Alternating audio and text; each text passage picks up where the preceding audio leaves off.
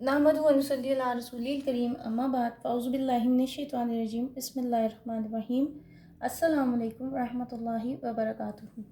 कैसे हैं आप सब लोग?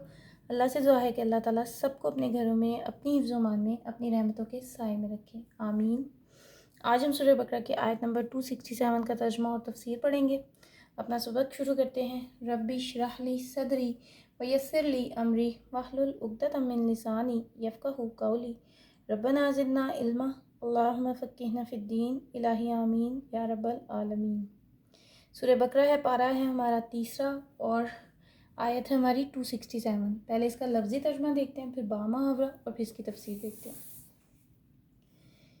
या अय्युहल्लज़ीना, ए लोगो, आमनू, जो ईमान लाए हो, अनफिकू, खर्च करो, मिन तय्यिबाती, पाकीज़ा चीज़ों में से, माँ, जो कसब तुम, कमाई तुमने, व मिम्मा, और उसमें से जो अखरजना, निकाली हमने, लकुम, तुम्हारे लिए, मिनल अर्ज़ी, ज़मीन से, वला तयम्ममू, और ना तुम इरादा करो, अलखबीसा, नापाक का, मिनहु, इसमें से, तुनफिकूना, जो तुम खर्च करते हो, वलस्तुम, और नहीं हो तुम, बिआखिज़ीही, लेने वाले उसको, इल्ला, मगर, अन, ये के, तुखमिज़ू, तुम आँख बंद कर लो, फ़ीही, उसमें, वालमू, और जान लो, अन्नल्लाह, बेशक अल्लाह ताला, गनियुन, बेपरवाह, हमीद, तारीफ़ वाला है।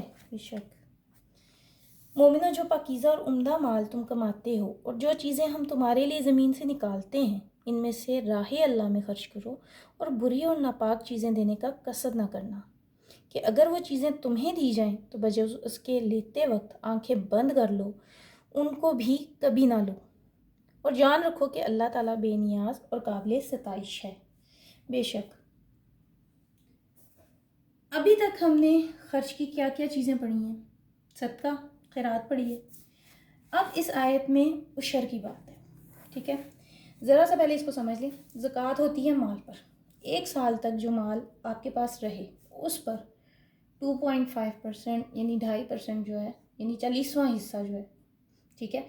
इसके बरक्स ज़मीन जो लोगों की लैंड होती है, ठीक है, जो लोगों की फसलें होती हैं, उस पर ज़कात कैसे देंगे? तो इस आयत में इसकी बात है। ये आयत जो है बराह रास्त हमारे सामने उशर और ज़मीनी मामलात के लिए। आप देखेंगे अल्लाह रब्बुल इज़्ज़त ने हमें हर तरीके से खर्च करने का सलीका सिखाया है, ठीक है। हर बंदा, किसान को भी बता दिया और ज़िम्मेदार को भी बता दिया और मिल ओनर को भी बता दिया। तो क्या पता चला इस सब में कि अल्लाह के दिए में से उसको कुछ दो, ठीक है। उसको कैसे कुछ देंगे? उसकी बताई हुई जगहों पर खर्च करेंगे, ठीक है। तो ये चीज़ें अगर हम सीखें ही ना, पढ़ें ही ना, अमल ही ना करें तो फिर क्या फ़ायदा हमें इनका। दूसरी बात जो इस आयत में आपने अपने लिए लेनी है या मैंने अपने लिए लेनी है, वो क्या है? वो तो ये बात है, ठीक है। इन्नल्लाह तय्यब ला युक़बलु इल्ला तय्यब, ठीक है। अल्लाह ताला हलाल चीज़ें पसंद करता है, हराम नहीं। पाक चीज़ें पसंद करता है ना, पाक नहीं। फिर अगली बात यह है कि दिल की भी पाकी हो, किरदार की भी पाकी हो, और देते वक्त दिल की खुशी भी मौजूद होनी चाहिए।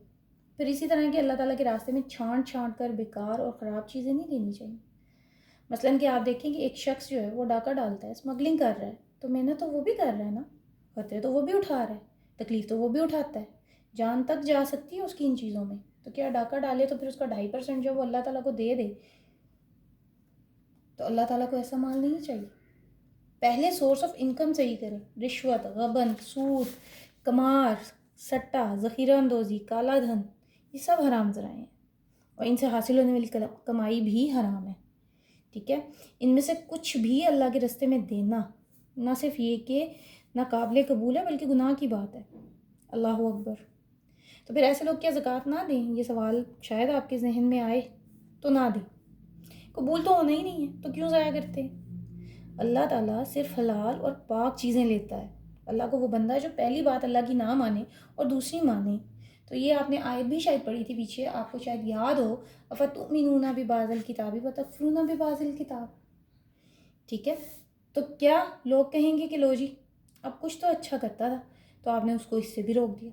तो जी इसलिए रोका कि उसको पूरा गिल्ट हो कि मैं इंतहाई बद शख्स हूँ। देखिए आज के दौर में इसमें बहुत बड़ा इशू है। लोग कहते हैं कुछ नहीं होता, بعد میں صدقہ کر دیں گے، ادھر سے لے لیتے ہیں اور ادھر سے دے دیں گے، یا ادھر سے دیں گے اور ادھر سے لے لیں گے. تو آپ اللہ کو دھوکہ نہیں دے سکتے. اب ایک شخص ہے وہ خنزیر کا گوشت بیچتا ہے، ٹھیک ہے، اور بعد میں اس میں سے جا کر کہے کہ میں اسلامی طریقے سے زکوٰۃ کا نصاب جو ہے وہ پتہ کروں، تو اللہ تعالیٰ کو اول تو پھر اللہ تعالیٰ جو ہے نا وہ پہلے تو ان لوگوں کو توفیق نہیں دیتا ایسے لوگوں کو کہ وہ اللہ کی راہ میں کچھ خرچ کر سکے، ٹھیک ہے. اور اسی طرح تو یہ بات چیزوں میں سے پسندیدہ چیز بھی جو آتی ہے نا وہ ہے من پسند چیز. ایسی چیز دو جو تمہیں خود بھی اچھی لگے، بے وقت چیز نہ دو، گھٹیا چیز نہ دو. تمہیں نہیں اچھی لگ رہی تو کیا اللہ رب العزت کو اچھی لگے گی؟ دینے کا طریقہ بھی خوبصورت ہونا چاہیے. آپ دیکھیں گے ہم دنیا میں جب اپنے نام پر دیتے ہیں، شادیوں میں، بیاہوں میں، یا جب بھی ہم کسی سے میل ملاپ کرتے ہیں، ایک دوسرے سے لین دین کرتے ہیں، تو کس طرح سجا سنوار کر دیتے ہیں، اور اللہ کے راستے میں کس طرح دیتے ہیں ہم. اس کو بھی دیکھو.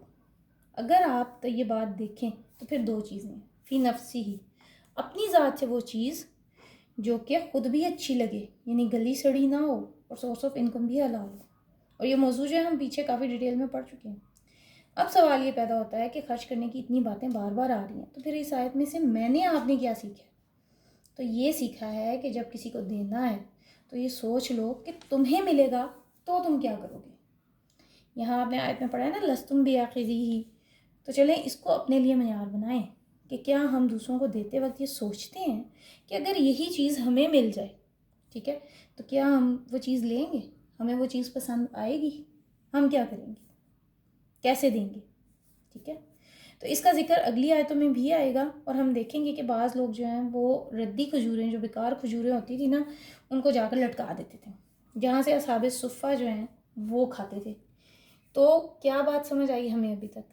کہ شیطان ہمیں ہمیشہ صدقہ کرنے سے روکے گا، اللہ کی راہ میں خرچ کرنے سے روکے گا. اگلی آیت جو ہے نا وہ یہی ہے، ٹھیک ہے. اس کو ہم اس کی ڈیٹیل میں مزید پڑھیں گے کہ شیطان ہمیں جو ہے وہ کیسے وسوسے ڈال کر ہمیں صدقہ کرنے سے، اللہ کی راہ میں دینے سے روکتا ہے، ہمارے دل میں وسوسے ڈالتا ہے. تو اللہ تعالیٰ سے دعا ہے کہ اللہ تعالیٰ ہمیں شیطان کی ان چالوں سے محفوظ رکھے. آمین. وما علینا الا البلاغ. السلام علیکم ورحمۃ اللہ وبرکاتہ.